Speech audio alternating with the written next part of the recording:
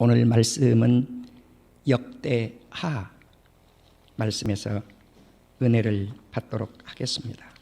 역대하 7장입니다. 이 말씀이 굉장히 길어서 다 읽지 않고 설교 시간 그 본문을 좀 다루도록 하고요. 7장 1에서 3절까지를 먼저 읽도록 하시겠습니다. 우리 다 같이 역대하 7장 1에서 3절을 읽도록 하시겠습니다.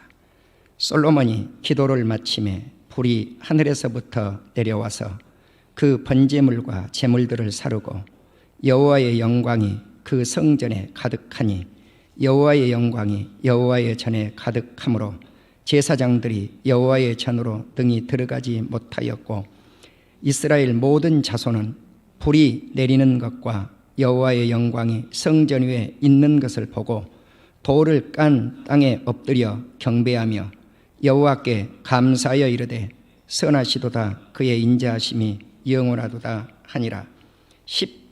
11절부터 역대하 7장 11절부터 몇 절만 읽겠습니다. 16절까지만 읽겠습니다. 11절부터입니다. 솔로몬이 여호와의 전과 왕궁 건축을 마치고 솔로몬의 심중에 여호와의 전과 자기의 궁궐에 그가 이루고자 한 것을 다 형통하게 이루니라. 밤에 여호와께서 솔로몬에게 나타나사 그에게 이르시되 내가 이미 내 기도를 듣고 이곳을 택하여 내게 제사하는 성전을 삼았으니 혹 내가 하늘을 닫고 비를 내리지 아니하거나 혹 메뚜기들에게 토산을 먹게 하거나 혹 전염병이 내 백성 가운데 유행하게 할 때 내 이름으로 일컫는 내 백성이 그들의 악한 길에서 떠나 스스로 낮추고 기도하여 내 얼굴을 찾으면 내가 하늘에서 듣고 그들의 죄를 사하고 그들의 땅을 고칠지라. 이제 이곳에서 하는 기도에 내가 눈을 들고 귀를 기울이리니 이는 내가 이미 이 성전을 택하고 거룩하게 하여 내 이름을 여기에 영원히 있게 하였음이라. 내 눈과 내 마음이 항상 여기에 있으리라. 그냥 다 읽겠습니다. 내가 만일 내 앞에서 행하기를 내 아버지 다윗이 행한 것과 같이 하여 내가 너에게 명령한 모든 것을 행하여 내 율례와 법규를 지키면 내가 네 나라 왕위를 견고하게 하되 전에 내가 네 아버지 다윗과 언약하기를 이스라엘을 다스릴 자가 네게서 끊어지지 아니하리라 한 대로 하리라. 오늘 설교 제목이 대단히 무거운 설교 제목을 정했습니다. 비대면으로 버림받고 있는 한국교회.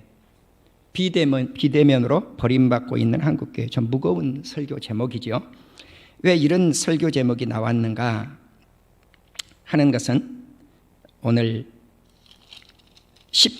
15절과 지금 읽을 19절에서 22절의 말씀입니다. 아무리 교회가 존귀하고 훌륭하고 하나님께서 선택한 집이지만 어떨 때 하나님께서 버려버리는가 하는 말씀이 19절 이하에 나와 있습니다. 다 같이 읽겠습니다.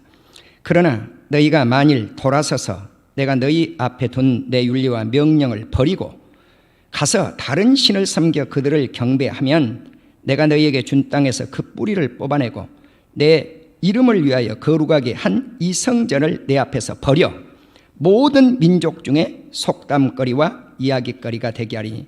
여기 하나님의 성전을 버렸다고 나옵니다. 이 성전이 비록 높을지라도 그리로 지나가는 자마다 놀라 이르되 여호와께서 무슨 까닭으로 이 땅과 이 성전에 이같이 행하셨는고. 왜 성전을 버려버리셨는고 하면 대답하기를 그들이 자기 조상들을 애굽 땅에서 인도해 내신 자기 하나님 여호와를 버리고 다른 신들에게 붙잡혀서 그것들을 경배하여 섬김으로 여호와께서 이 모든 재앙을 그들에게 내리셨다 하리라 하셨더라. 아멘. 역대하 6장을 보시면 솔로몬의 기도가 나와 있는데 그 말씀 가운데 한 곳만 선택을 해서 제가 읽도록 하겠습니다. 역대하 6장 21절입니다. 주의 종과 주의 백성이 이스라엘이 이곳을 향하여 기도할 때 주는 그 간구함을 들으시되 주께서 계신 곳 하늘에서 들으시고 들으시사 사하여 주옵소서. 이곳을 향하여 기도할 때, 이 말씀을 가지고 어떤 목사님이 솔로몬이 비대면 예배를 드렸다라고 하는 말씀을 최근에 설교를 하셨다가 많은 성도님들과 목회자들에게 지탄을 받고 있는 것을 제가 알았습니다.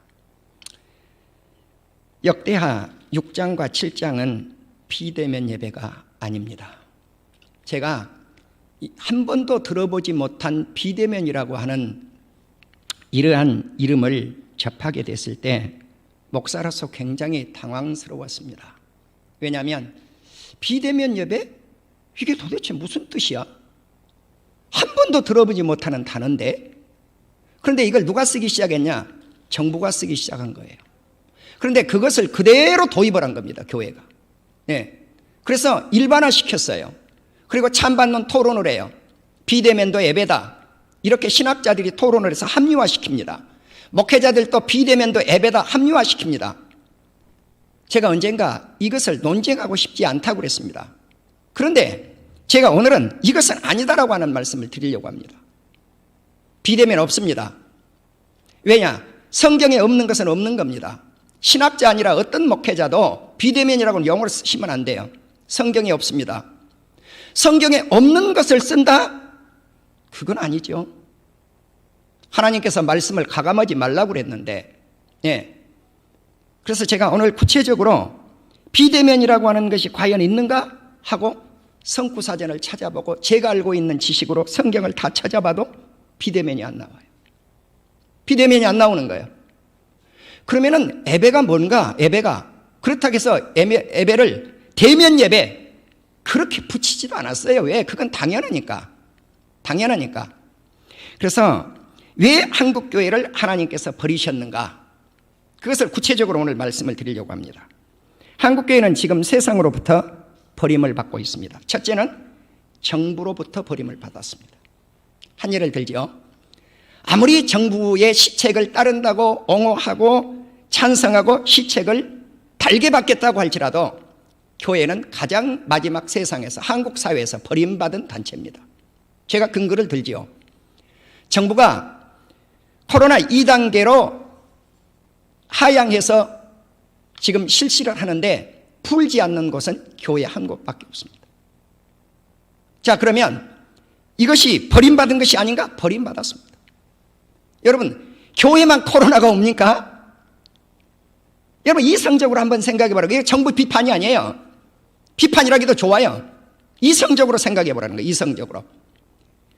코로나가 전철발 코로나 들어보셨습니까?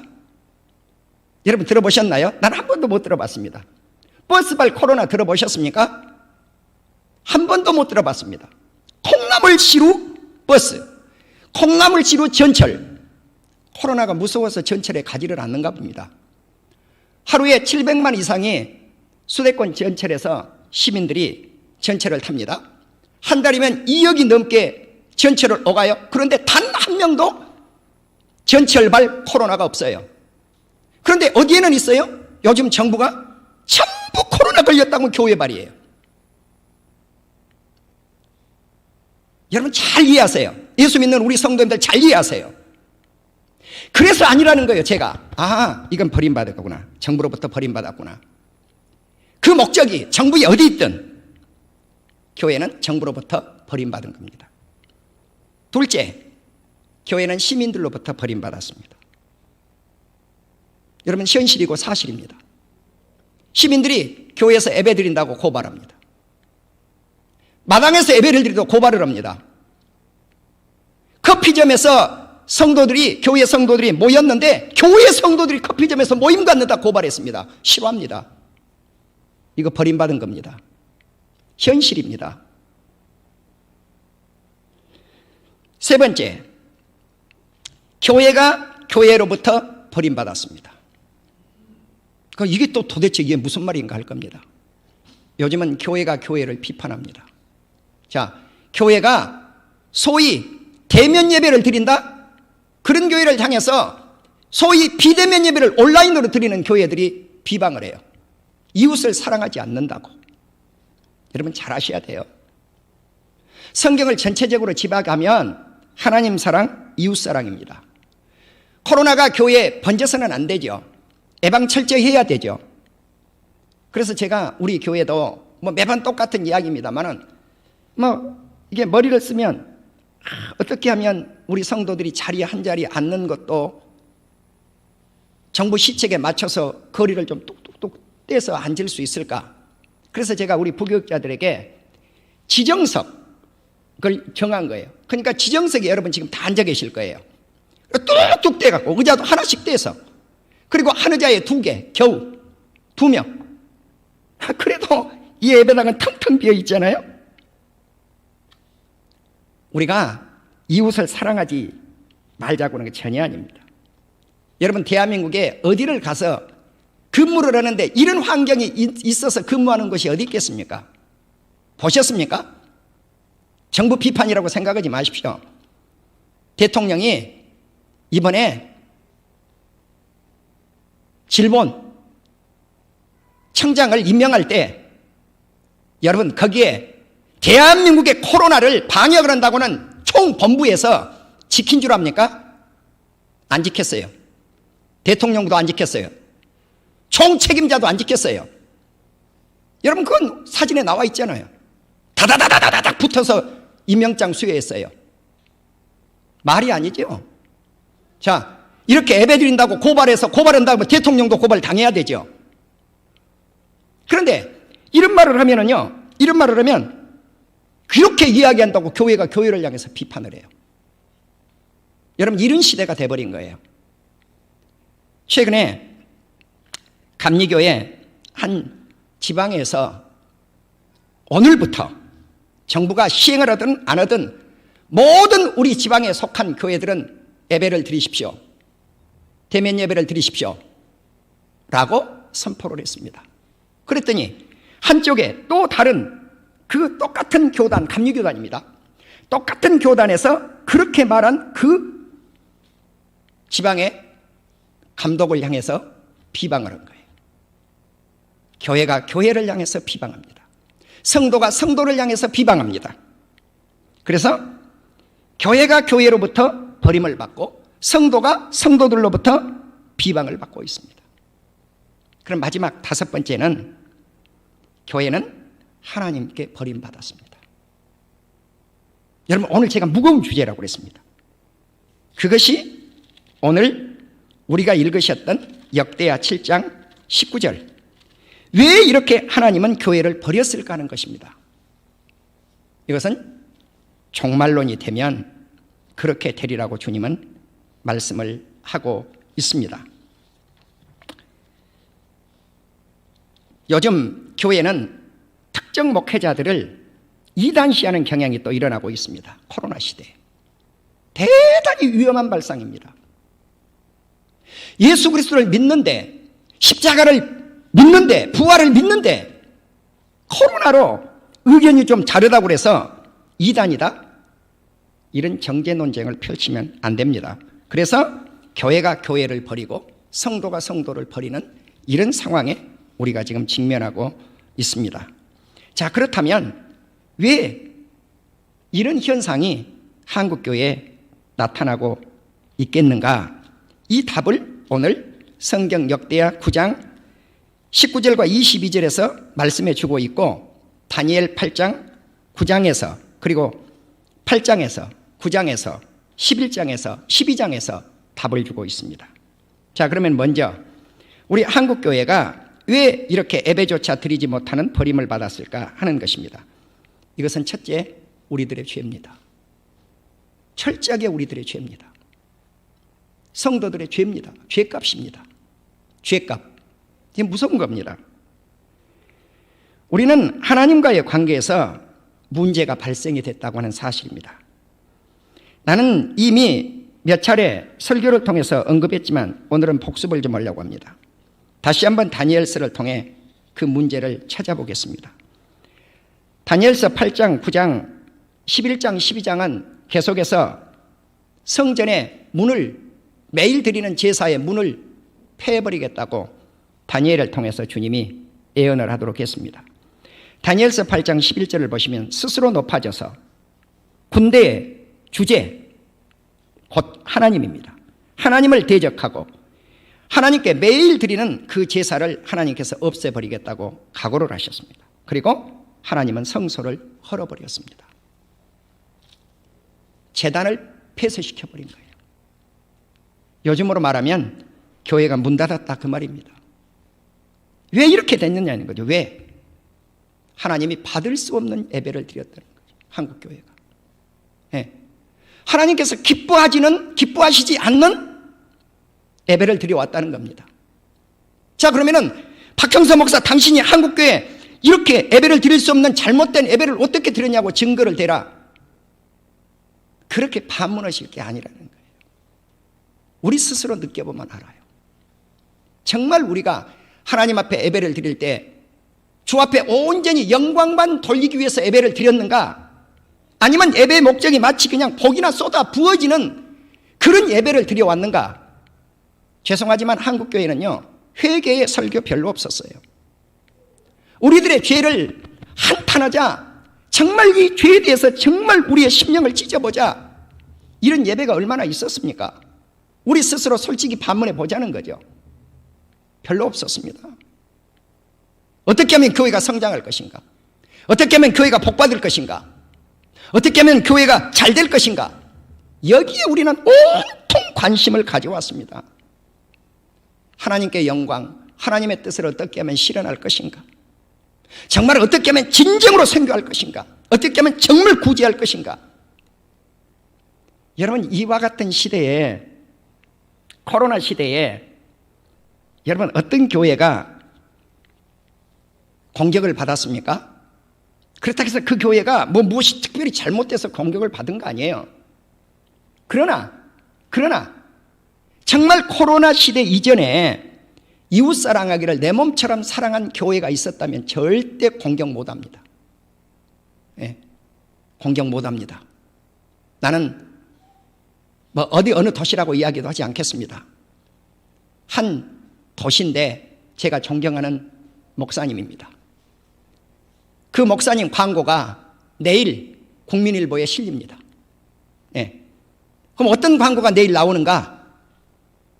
미자리 교회, 몇 교회 지원하다. 제가 광고를 낸 겁니다. 내일.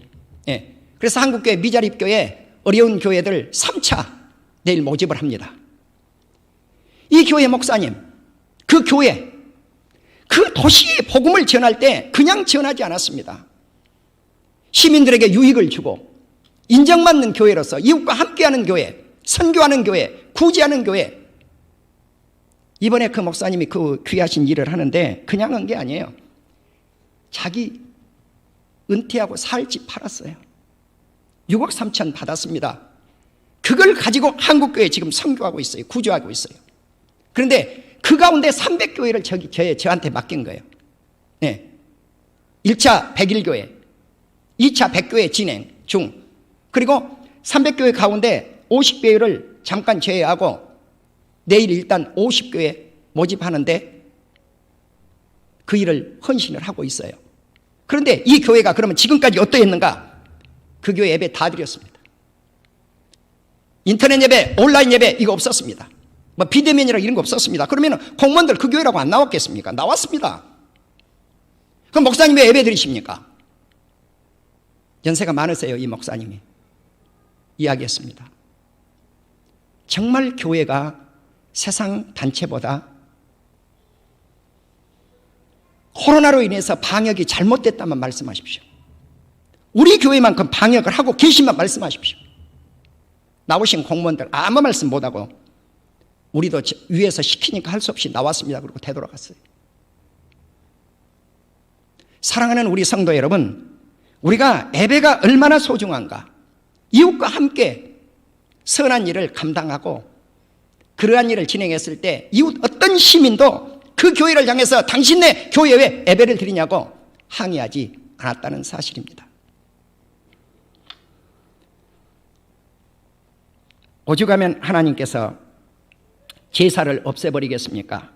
예배를 없애버리겠습니까? 오죽하면 하나님께서 성소를 헐어버리겠습니까?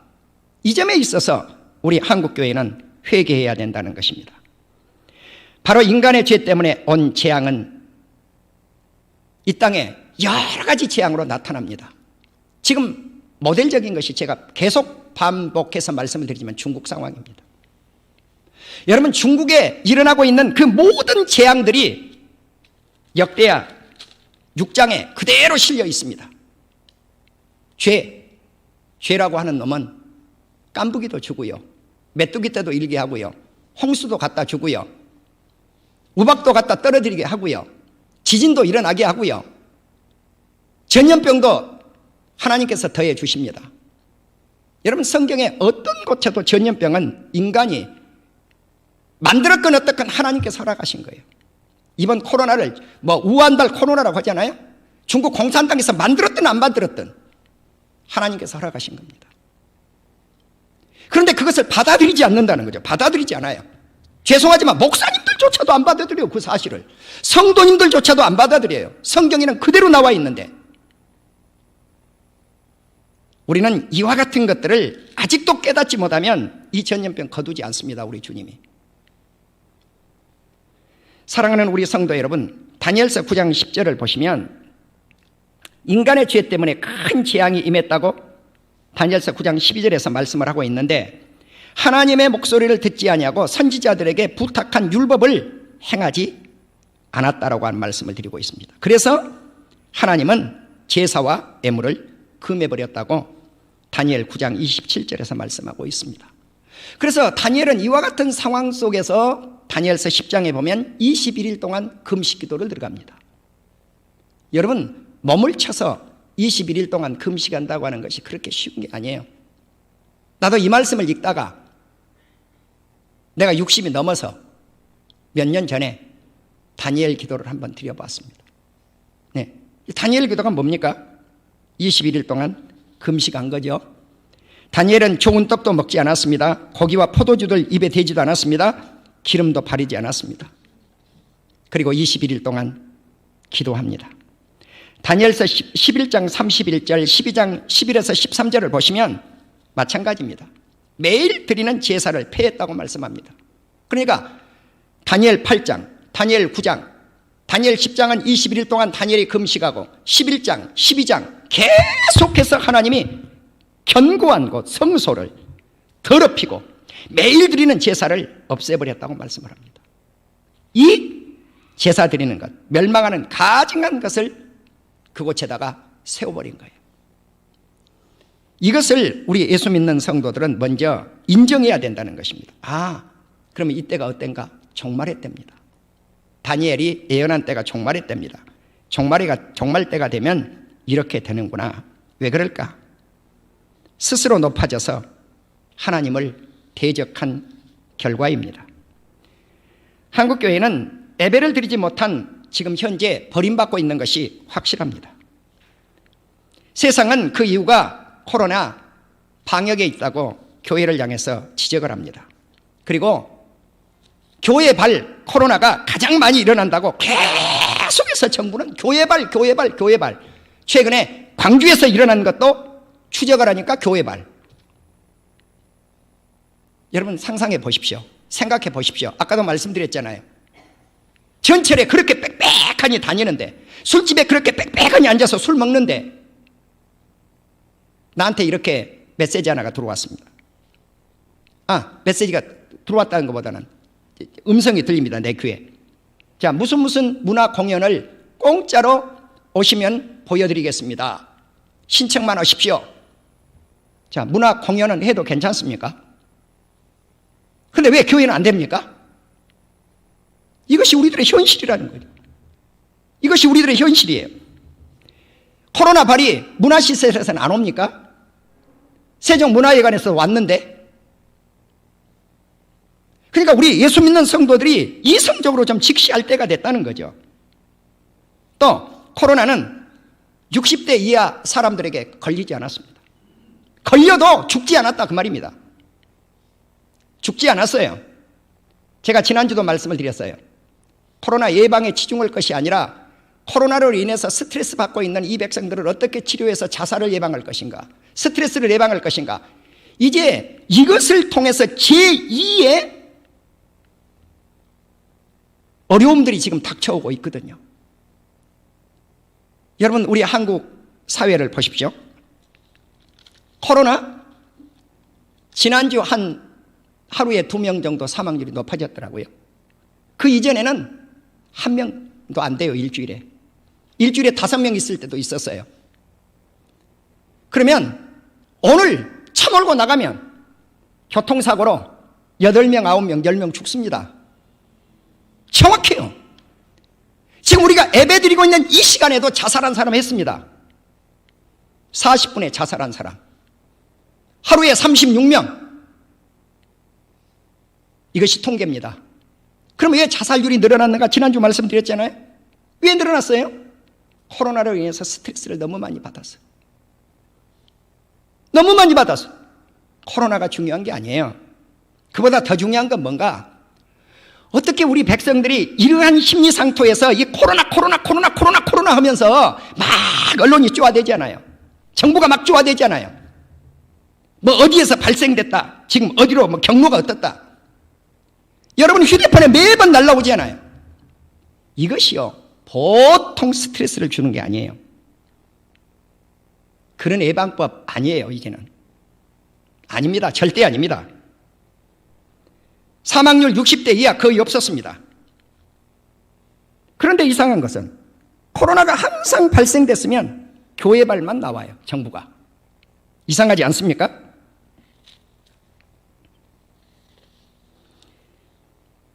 하나님께서 정부를 세우는 목적을 우리는 알아야 됩니다. 왜 정부를 세웠는가? 그 목적에 대해서 제가 조금 이따 말씀을 올리겠습니다. 오늘 본문 역대하 7장 19절에서 22절을 보면 하나님께서 어떨 때 교회를 버려버리겠다고 했는가?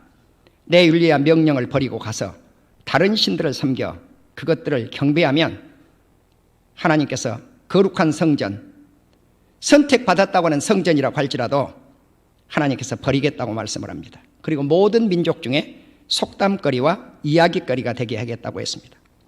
오늘날 교회는 이 말씀 그대로 조롱거리가 되었습니다. 예수님 제일주의, 하나님 제일주의로 교회가 섬겼다면 이렇게 되지는 않았다는 거죠.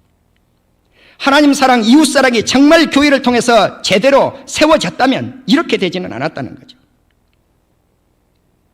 이 성전이 비록 높을지라도 그리로 지나가는 자마다 놀라 이르되 여호와께서 무슨 까닭으로 이 땅과 이 성전에 이렇게 교회를 버려버렸는가? 이렇게 생각할 것이라는 거죠. 사람들이 대답하기를 그들이 자기 조상들을 애굽 땅에서 인도해 내신 자기 하나님을 버리고 다른 신들에게 붙잡혀서 그것들을 경배하여 섬김으로 하나님께서 이 모든 재앙, 이것들을 그들에게 내렸다는 거예요. 교회가 교회되지 못한 것.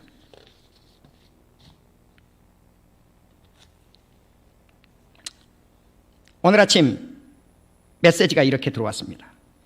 감염 확산 방지를 위해 참여와 실천이 중요합니다. 모든 종교 행사는 비대면 온라인 개최, 대면 모임, 단체 식사 금지 등 방역 수칙 준수해 주십시오. 이렇게 메시지가 제 메시지 속에 들어왔어요. 그러니까 내가 담임 목사인지 알죠. 네, 여러분들에게는 그런 메시지가 안 들어왔을 거예요. 담임 목사인지를 알고 이렇게 들어오는 거예요. 자, 그러면은 확산 방지를 위해서 우리가 예방 참여해야 되고 실천 중요하죠? 동의합니다. 그런데 왜 비대면 온라인 예배를 개최하면서 교회만 식사를 못합니까? 여러분 직장에서 대면으로 모여서 직장 예배를 드리죠. 직장에서 근무를 하잖아요. 그거 대면 아닌가요? 직장 가기 위해서 전철 안에 다 얼굴과 얼굴을 마주대고 그것도 모자라서 비비고 그냥 빽빽하니 가잖아요. 이유가 안 되는, 이게 말이 안 된다는 거예요. 이런 말이. 우리 교회 같으면 이런 메시지가 돌아도 큰 문제가 없어요.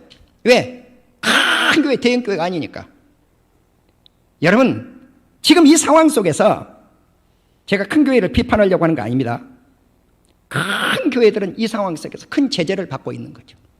네. 그렇다면 큰 교회들도 회개해야 된다는 거예요. 왜 이런 상황이 안 되냐는 왜 이런 상황이 안 되냐는 거예요. 이제 작은 교회 한 50명 미만 교회는 예배를 드릴 수 있죠.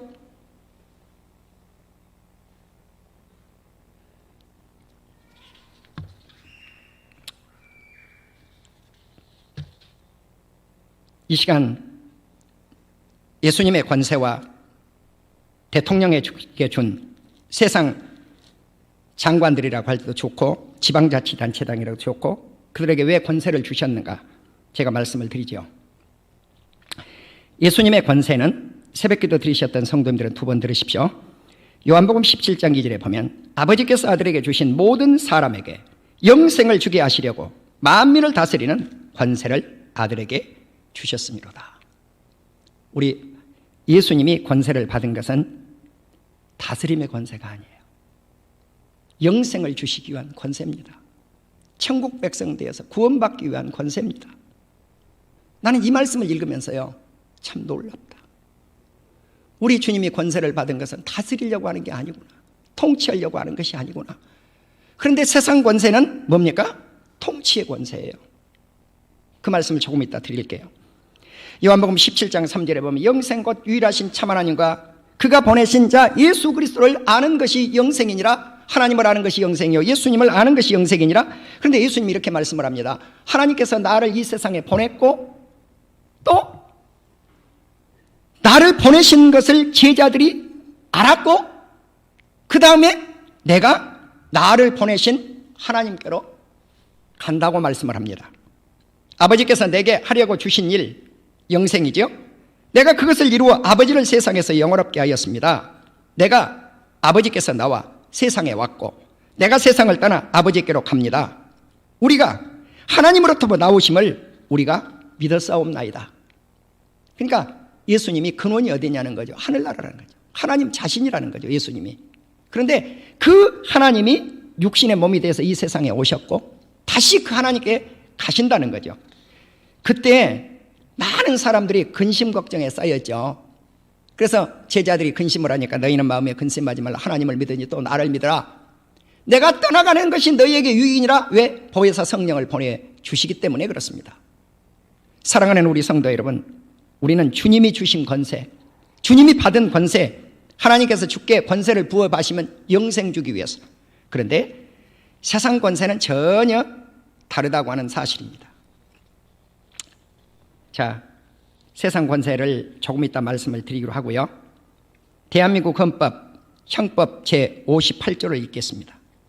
장례식, 제사, 예배 또는 설교를 방해한 자는 3년 이하의 징역 또는 500만 원 이하의 벌금에 처한다.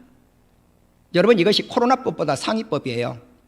코로나 예방법보다 상위법이란 말입니다. 어떤 사람들은 그러더라고요. 아니, 왜 이 나라가 기독교 국가냐? 왜 예배 방해죄만 적용을 했느냐? 내가 보니까 예배는 3번째 들어있는 거예요. 아니에요. 장례식을 치르고 있는데 방해하면 절대 안 돼요. 방해하면요 3년간 징역을 가든가 500만 원 이하의 벌금을 물든가. 조상님에게 제사를 드리고 있는데 방해한다. 이것도 징역형입니다. 이것도 벌금형입니다. 예배는 똑같이 거기에 준했어요. 3번째입니다. 예배가. 그러면 제가 왜 그러면은 이 당시 이렇게 법을 정했을까라고 생각해 봤어요. 이게 50년대, 40년대거든요. 40년대 말이거든요. 아, 그 당시는 유교 제도가 강했던 시대이기 때문에 뭐 오늘날도 장례식 치르지만은 장례식, 제사를 많이 지냈으니까 제사를 먼저 넣겠구나. 이해를 했어요. 여러분, 국가가, 정부가, 방역당국이 예배 방해하면 안 돼요. 예배를 금지하라 말아라, 예배를 드려라 말아라, 마치 명령조 아닙니까 요즘은. 그것이 이제 교회가 많이 마치 정부의 하부기관처럼 돼버리고 만 거예요 요즘. 여러분, 역대 정권에서 이런 적이 없어요. 요즘은 예배리들하고 경찰들이 마구 그냥 교회에 들어와도 교회들이 큰 소리 한번 못 치고 당하고 있잖아요. 여러분, 이 법이 엄연히 존재하고 있는데, 그러면 제가 이렇게 생각했어요. 그렇다면 우리 교회 법은 이런 게 도대체 이런 대책이 아무것도 없는가? 지난주에 우리 총회가 대한민국에서 제일 큰 교단입니다. 제일 큰 교단이에요. 우리가 6만에서 6만 한 5천 교회 된 것 같더라고요, 한국 교회가. 내가 직접 전화 주소록을 이렇게 파악을 하니까 내가 파악한 주소록에서는 5만 8, 9천 교회가 돼요.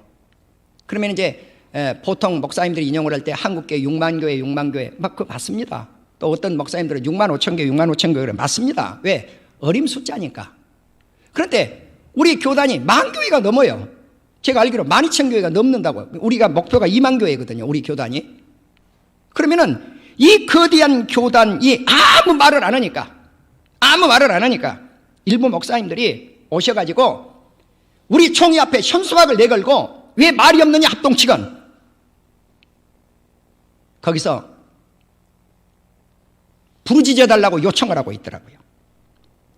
우리 대한해수교장례 총회헌법에 이렇게 쓰여 있습니다. 제23장 국가적 위정자에 관하여, 이건 통치권자입니다. 온 세계의 지존의 주이시며 왕이신 하나님께서 자기의 영광과 공공의 유익을 위하여, 자, 이 세상에서 가장 높으신 분이 누군가? 우리 하나님이요, 만왕의 왕이신 예수님이십니다. 이것을 세상 권력자들이 믿든지 안 믿든지 우리 총회 법에는 그렇게 돼 있어요. 위정자들을 자기 밑에, 위정자 대통령은 하나님 밑에 있다 그 말입니다. 백성들 위에, 대통령은 백성들 위에 있단 말입니다. 그렇게 하나님이 임명하셨다. 그리고 이 목적을 위해 칼의 권력으로 그들을 무장시켜서, 그러니까 정부는 칼을 가지고 있죠. 이게 정부의 힘이에요. 선한 자들을 보호하고 그 칼을, 그 권력을 선한 자들을 위해서 보호하고 격려하며 행악자들을 벌하도록 하셨다. 성구 로마서 13장, 베드로전서 2장 등등.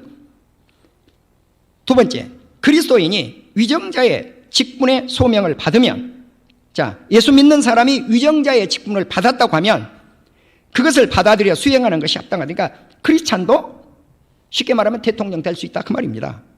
그 직분을 수행하는 데 있어서 그들은 마땅히 각 국가의 건전한 법률에 따라 특히 경건과 공의와 평화를 유지해야 하므로, 이것을 목적을 위해서 지금 신약 아래에 있어, 신약 시대에 있다고 할지라도 정당하고 부득이한 경우에는 합법적인 전쟁을 수행할 수 있다.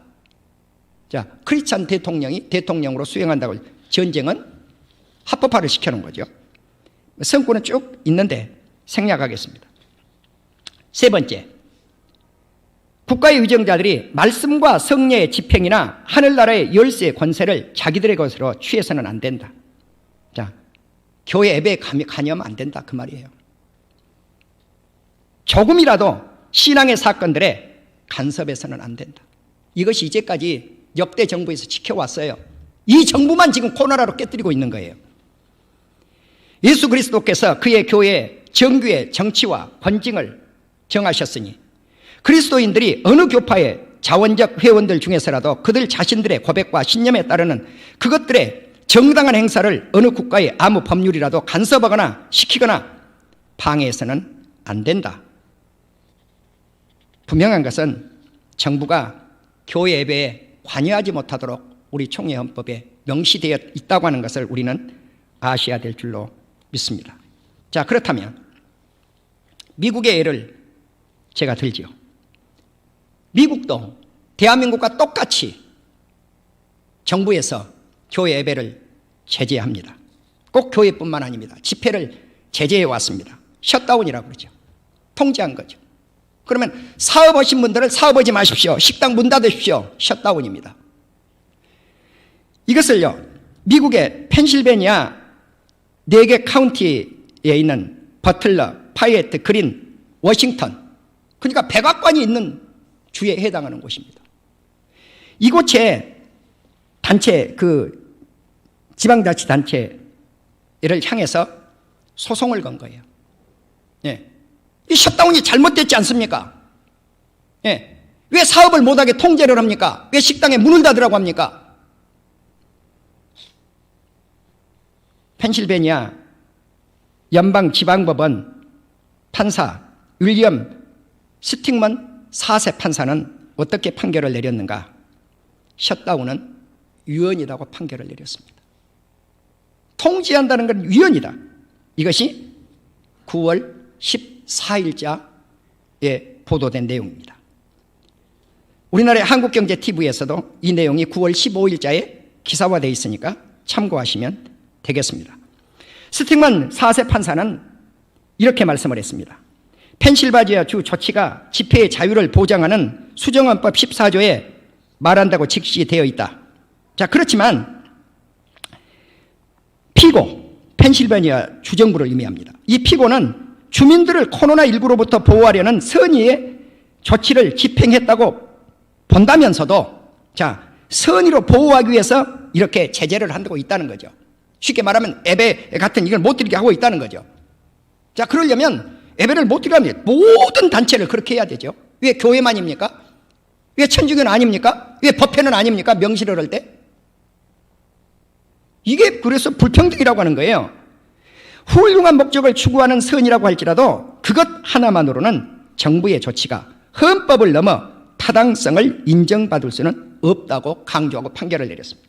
자, 그러니까 이 판결에 의하면 헌법, 우리 한국법에 의하면 158조가, 형법 158조가 우선이라는 사실입니다. 코로나법이 우선이 아니라는 거예요. 이 판사의 말씀에 의하면. 이 결정에 대해서 트럼프 대통령은 환영했습니다. 봉쇄 조치를 반대한다고 분명히 선언했습니다. 왜? 경제 회복에 걸림돌이 되기 때문에. 사랑하는 우리 성도 여러분, 한국교회는 지금 우리가 버림받지 않으려면 이제 예배의 본질을 회복하셔야 됩니다. 제가 누누이 말씀드려 왔습니다. 코로나는 예방에 치료가 있지 않습니다. 성경의 답은 예배드리고 기도하는 것이 답입니다. 그런데 정부는 예배드리지 말아라, 기도하지 말아라, 통성기도하지 말아라, 찬양하지 말아라, 이번 합의에 성가대 운영하지 말라는 거죠. 예. 그리고 예배 시간에 독창은 된다, 마스크 쓰고 독창은 된다. 여러분, 이런 법이 어디 있습니까? 한간에는 교회가 소위 대면 예배를 드리려고 하는 것이 교회 헌금 때문이라고 그렇게 또 비판하는 사람들도 개중에 있습니다. 여러분, 교회가 헌금을 목적 삼아서 예배 드립니까? 그거는 두 번째, 세 번째 오는 것들입니다. 자, 무슨 말씀이냐면요, 예배는 하나님께 영광 돌리기 위함이죠. 하나님의 뜻을 실현입니다. 주님 앞에 우리의 몸, 마음, 정성, 모든 물질 다 드리는 것이죠. 그런데 한국교회가 비대면으로 계속 뭐 이상한 용어 써가지고 비대면으로 계속 온라인으로 해오십시오. 한국교회 망합니다. 현실적으로 망합니다. 단언합니다. 저 망한다고 당언합니다. 그런 주장을 하시는 신학자들이 있고 목회자들이 있다고 하면 그 교회 망합니다. 무슨 말씀이냐고요? 우리 교회가 한 달 동안 비대면 예배를 드렸습니다. 예. 그런데 하나님께 영광의 목적이 있습니다. 저는 만일에 제가 은퇴를 하면서 물질 때문에 제가 어떤 것을 우리 성도들에게 제시하면, 아, 우리 목사도 저것도 싹꾼이네, 그렇게 해서 좋습니다. 그러나 우리가 분명히 알으셔야 됩니다. 우리 성도님들이 가정에서 예배를 드릴 때 내가 한 성도님에게도 여쭈지 않았어요, 지금까지. 왜? 인격이기 때문에. 무슨 집사님, 무슨 권사님, 장로님, 집에서 예배 드리니까 교회만큼 경건하게 예배를 정말 드리셨습니까? 여쭈지 않았습니다. 왜? 제가 답을 알고 있기 때문에. 그걸 왜 여쭙니까? 잘못하면 인격을 건드리는 건데. 그래서 어느 누구에도 여쭈지 않았습니다. 여러분 스스로 답을 내릴 수 있잖아요. 우리 성도님들이 헌금 드리셨습니까? 못 드리죠. 우리 교회 온라인 헌금 2명, 3명, 4주 2명, 3명 들어왔어요. 2명, 3명. 자, 그러면 이렇게 1년, 2년을 끌었다, 1년 정도 끌었다, 대한민국 교회 다 망하는 거죠. 안 망하겠습니까? 그러나 그러한 것이 온다고 할지라도 그렇게 말씀을 하면 안 된다는 거죠. 교회가 대면 예배 때문에 헌금 드리는 목적 때문에 예배를 드린다. 그 논리에 맞지 않아요. 어떤 회사가 됐든지 회사를 운영하지 않고 회사를 셧다운 시켜서 통제를 해가지고 반년 동안 1년 동안 문을 닫는다고 해보십시오. 회사가 망하지 않는 회사가 어디 있겠습니까? 교회도 세상 속에 있기 때문에 똑같아요. 결론적으로 나오는 것은. 자, 그러면 성경은 대면과 비대면이라고 하는 용어를 과연 어떻게 사용하고 있을까? 결론부터 내리면 비대면은 성경에 없습니다. 제가 아무리 찾아봐도 없더라고요. 성구사전에도 없더라고요. 비대면하고 아무리 찾아봐도 없어요. 비대면이 안 나와요. 얼굴을 보지 않는다는 게 비대면입니다. 하나님 앞에 예배를 드리는데 하나님, 우리가 얼굴을 오늘 교회에 오셨다고 해서 하나님 얼굴이 보입니까? 안 보이잖아요. 그러나 목사가 말씀이 나가는 이 시간에 이것이 하나님을 대면하는 것입니다.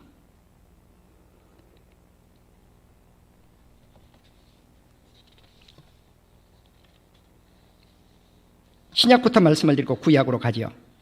계시록 7장 11절에 보면 모든 천사도 하나님 앞에 대면해서 얼굴을 대고 하나님께 경배를 드렸습니다. 보좌와 장로들과 네 생물이 주위에 서 있다가, 네 생물의 주위에 서 있다가 천사가 하나님 보좌 곁에, 장로들 곁에, 네 생물 주위에 서 있다가 보좌 앞에 엎드려, 하나님 보좌 앞에 납작 엎드려서 얼굴을 대고 하나님께 경배 드렸습니다. 예배했다고 말입니다. 천사도 하나님께 얼굴을 맞대고 예배 드린 것입니다. 계시록 7장 15절에는 성전에서 하나님을 섬기니, 자, 어디에서 주님을 섬겼습니까? 성전에서 예배를 드렸어요. 누가? 보좌에 앉으신 예수님께서 그들 위에 장막을 쳤는데, 그러면 누가 성전에서 모여서 예배를 드리는가? 어린 양 예수를 믿는 사람들입니다. 성도님들입니다. 그들이 다시는 줄이지도 아니하고 목마르지도 아니하려고, 해나 아무 뜨거운 가운데 상하지도 아니하리니. 왜냐고 하면 보좌 가운데 계신 어린 양 예수님이죠.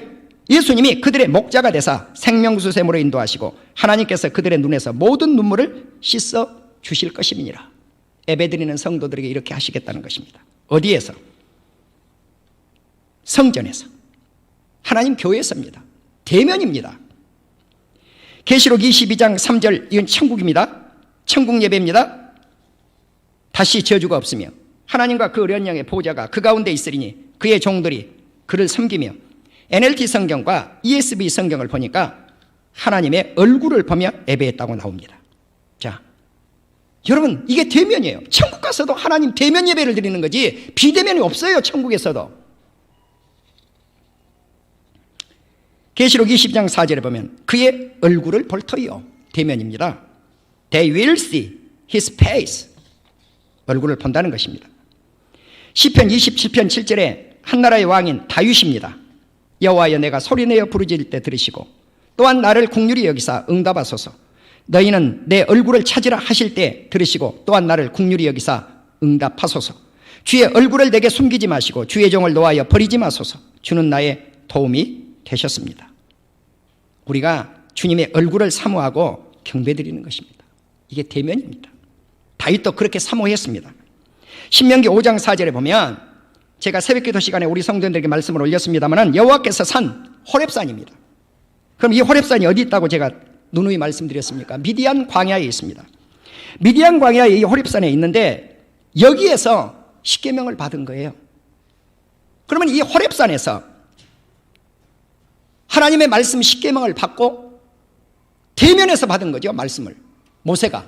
자, 그런데 그 광야 40년 동안 이스라엘 백성들이 미디안 광야에서, 사우디아라비아입니다. 오늘날로 말하면 이집트에 있는 시내산 아닙니다. 이 말씀을 이 시간 드릴 시간 없고요. 시나이 반도에 있는, 시나이 반도가 어딘가? 시내산은 호렙산인데 미디안 땅에 있는, 사우디아라비아에 있는 시내산이에요. 그 호렙산에서 십계명을 받죠. 그때 불 가운데서 모세가 하나님의 말씀을 받는데 너희와 대면하여 말씀하시면, 대면하여. 모세는 하나님과 대면하면서 살았거든요. 그런데 그 광야 40년 동안에 이스라엘 백성들 60만 3,548명이 광야에서 다 죽었어요. 여호수아와 칼렙을 빼놓고. 무슨 죄로 죽었다고 했습니까? 새벽기도 나오신 성도님들은 다 아시죠. 답을. 무슨 죄로 죽었어요? 전염병으로 죽었습니다. 여러분, 광야 40년 동안에 다 그들을 죽였는데 모세를 원망하고 아론을 원망하고 하나님을 원망하고 하나님을 멸시한 죄값으로 광야에서 전염병으로 죽었단 말입니다. 전염병으로. 그러면 전염병으로 죽어갈 때 오늘날 한국교회처럼 예배 안 드렸습니까? 그들이? 천만의 말씀입니다. 예배 드렸습니다. 40년 동안 예배 드렸단 말입니다. 그들은 광야에서도. 저는요, 그 말씀을 보면서 과거에는 제가 그 눈이 안 들어오더라고요. 저한테도. 목사님 저한테 안 들어오더라고요. 난 그런 설교를 못 들었어요. 네, 광야 40년 동안 이스라엘 백성들이 전염병으로 출애굽을 할 때 장정들이 다 죽었다. 여호수아 갈렙을 빼놓고. 그런 설교를 들어본 적이 없어요. 성경을 자세히 보니까 전염병으로 다 죽은 거예요. 전염병으로 다 죽었단 말입니다. 그런데 전염병으로 죽었을 때 예배를 안 드렸냐고요. 철저하게 예배드렸어요. 그들은요. 출애굽기 33장 1절에서 11절, 신명기 34장 10절을 보면 모세는 하나님과 대면에서 십계명을 받고 영광을 돌립니다. 출애굽기 33장을 보면 하나님이 가나안 땅에 올라가기 위해서 시내산을 떠나가라고 명령을 합니다. 자, 그때 그들이 가지고 있었던 우상을 섬겼던 장신구를 다 떼내버려요. 그리고 여호와를 앙망하는 자는 다 진 바깥 회막으로 나아갔습니다. 이게 어디입니까? 교회입니다. 오늘날로 말하면. 모세는 회막, 교회 안으로 들어갔습니다. 모세가 회막에 들어갈 때 구름 기둥이 내려왔습니다. 회막문에 서면서 하나님께서 모세와 말씀하십니다. 이거 대면입니다. 그런데 다른 백성들은 대면을 못해요. 그냥 장막문에서 모세를 쳐다보고 있는 거예요. 너무 무서워가지고. 그런데 사람이 자기의 친구와 이야기하듯 모세는 하나님과 대면했습니다. 민수기 12장 8절에서도 똑같이 말씀을 하고 있습니다. 사랑하시는 우리 성도 여러분, 이제 우리는 솔로몬 왕과 같이 믿음이 필요합니다. 다윗 왕과 같은 믿음이 필요합니다. 그럼 다윗은 어떤 믿음을 가졌습니까? 인구조사를 해서 자기가 왕의 죄값으로 백성들 7만 명이 전염병으로 다 쳐죽임을 당하고 아라우나의 타작마당을 사서 그곳을 솔로몬에게 준 겁니다. 회개한 자리죠. 회개해서 칼집이 꽂은 자리죠. 전염병이 멈춘 자리죠.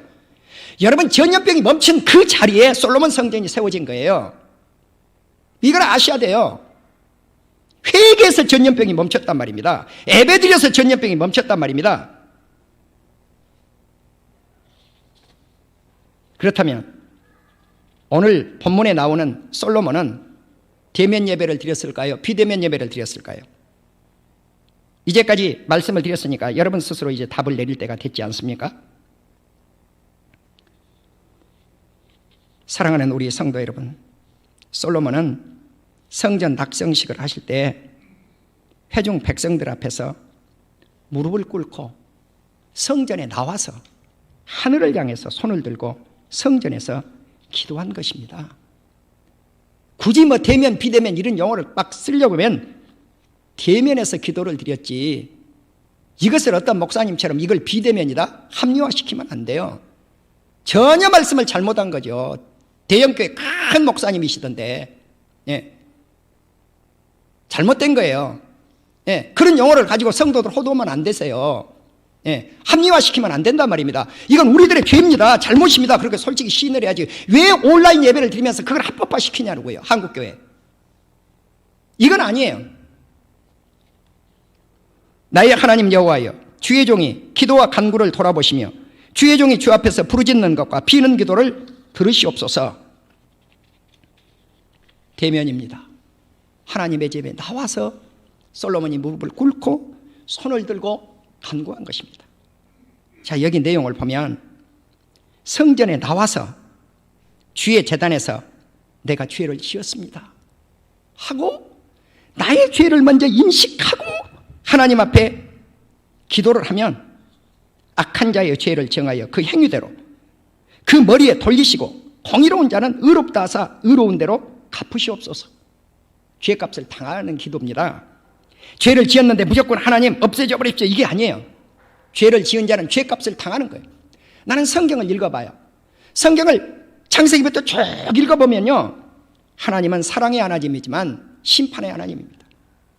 목사라도 자기 잘못 죄악을 잘못했으면요, 그 죄값을 그만큼 꼭 치르게 만들더라고요. 모세 정확하니 치렀어요. 반석을 가리키라고 그랬는데 반석을 2번 쳐버리니까 네가 내 앞에서 주의 영광 거룩함을 나타내지 아니했다. 그러므로 너는 가나안 땅에 들어가지 못하리라. 비스가산 꼭대기에 올라가서 가나안 땅, 저 적과 꿀이는 땅, 저 땅 넓은 땅을 네 눈으로 보고 만족하고 너는 거기에서 죽으라는 거죠. 그것이 죄값입니다. 모세는 전염병으로 죽지 않았지만 바로 그 벌로 비스가산 꼭대기에서 죽음을 맞이한 것입니다. 아론도 그 죄값으로 호르산에서 죽음을 맞이한 것입니다.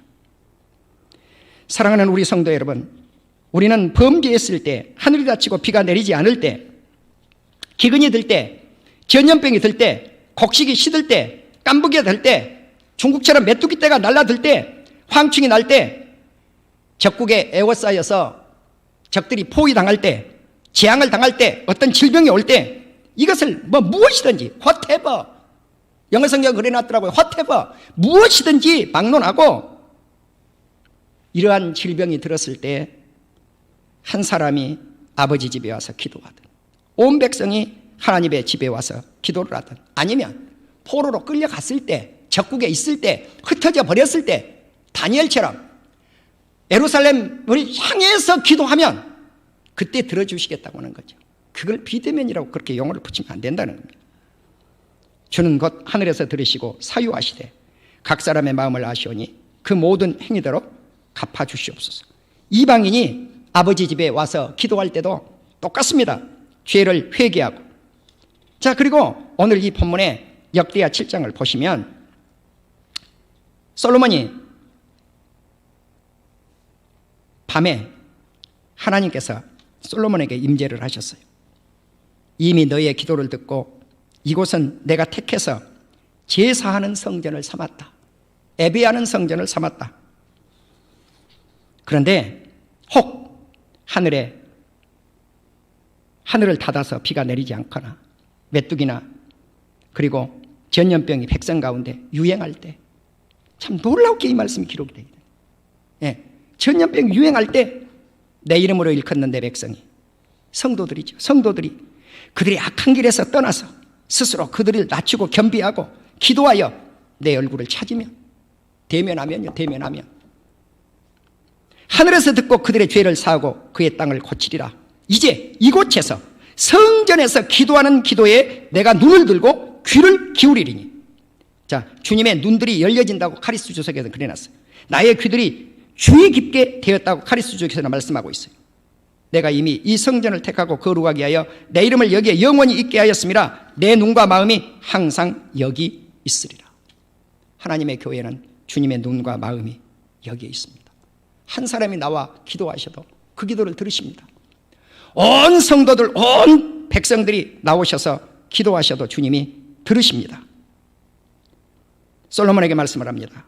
네가 만일 내 앞에서 행하기를 네 아버지 다윗이 행한 것 같이 내가 너에게 명령한 모든 것을 행하여 내 위에 법도를 지키면 내가 네 나라 왕권을 견고하게 하되 전에 내가 네 아버지 다윗에게 언약하기를 이스라엘을 다스릴 자가 네게서 끊어지지 아니하리라 한 대로 이루리라. 여러분, 국가의 통치권자를 세우시면 선한 일을 하기 위해서 통치권자를 세우셨습니다. 이것이 로마서입니다. 그러니까 한 나라의 대통령이 되셨다면 하나님이 내 위에 있다고 하는 걸 알아야 돼요. 네, 내 위에 하나님이 있다. 나는 그 밑에 있다. 백성들은 통치권자가 내 위에 있다. 우리가 한 나라의 대통령께서 어떤 것을 지시하면 교회법에 어긋나지 않고 하나님의 말씀에 법에 어긋나지 않고 선한 것을 지시했으면 따라야죠. 100% 백성들이 동의하고 따라야죠. 그러나 예배를 드리지 마시오, 기도하지 마시오, 찬양하지 마시오, 이것을 따를 필요는 없어요. 우리가 하나님을 따라야 되겠습니까? 사람을 따라야 되겠습니까? 내가 하나님을 좋게 하라, 사람을 좋게 하라. 내가 사람을 좋게 했다면 하나님의 종이 아니죠. 사랑하는 성도 여러분, 그래서 제가 오늘 무거운 주제를 다룬 것입니다. 정부를 비판하기 위한 목적이 아닙니다. 네, 우리 자신을 한번 생각해 보자는 거죠. 그래서 오늘 비대면으로 버림받는 한국교회, 이 제목이 우리를 살리는 하나님의 말씀이 되기를 주의 이름으로 축원합니다. 기도하십시다. 이제 주님, 코로나가 온 것은 우리들의 죄 때문이었습니다. 한국교회가 문을 닫을 만한 그런 행위를 했기 때문에 주님이 문을 닫게 했습니다. 그리고 작은 교회부터 풀어주시고 큰 교회를 아직도 풀지 않으신 것은 큰 교회 죄값이 더 있기 때문에 이런 일들이 있었습니다 라고 큰 교회들은 시인을 해야 된다는 거예요. 네. 오늘 그렇다면 우리 백배교회는 아닌가? 아니요. 저와 여러분이 가슴을 찢으면서 하나님, 우리의 죄값이었습니다. 그러나 주님이 말씀하셨습니다. 하나님의 집에 한 사람이 와서 기도하든 여러 백성들이 와서 온 백성이 기도하든 들으시겠다고 약속했사오니 코로나는 물리쳐 주시고 이 나라 이 땅에 예배가 회복이 되고 모든 경제가 회복이 되고 이 나라가 회복이 되어서 하나님 나라에 영광 돌릴 수 있는 한국교회 다시 한번 일어서서 세계교회를 움직이고 세계를 복음화시켜서 우리 주님이 권세 받으신 영생, 그것을 온 땅에 우리도 널리 알려서 그 복음 이루어내도록 우리 다 같이 한번 통성으로 기도하시겠습니다. 다 같이 기도합니다. 다 같이 통성으로 한번 기도하겠습니다. 살아 역사하시는 주님, 정말 우리 한국교회가 위기를 만났습니다.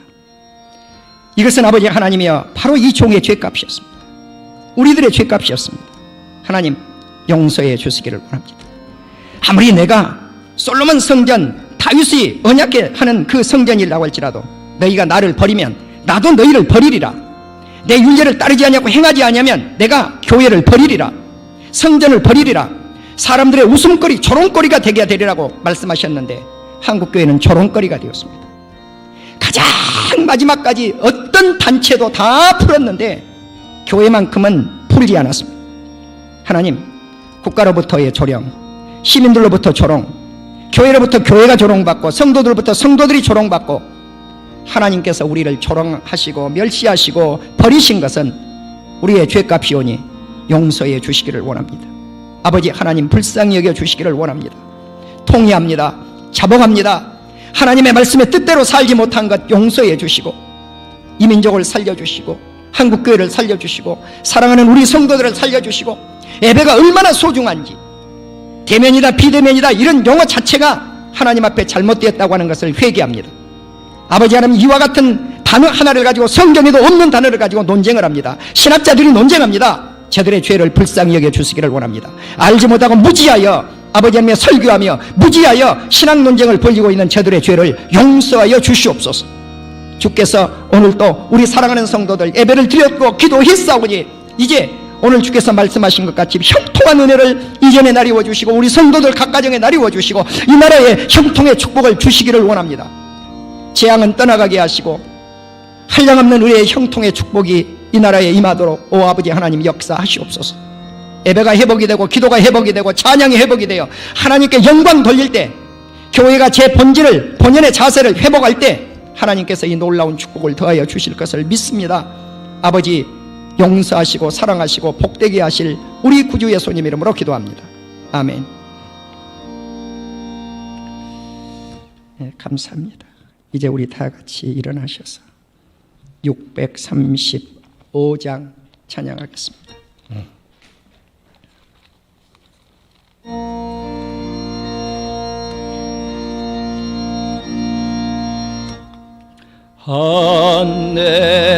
하늘에 계신 아버지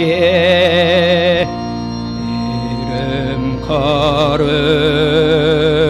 거룩하사 주님 나라 임하시고 뜻이 이루어지리라.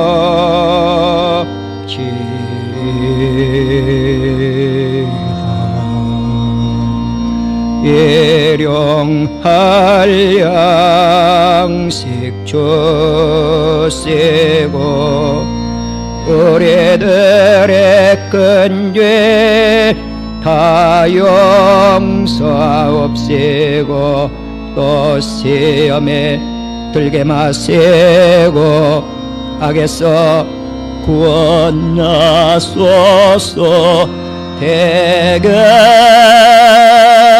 주의 나라 주의 권세 주의 영광 영원히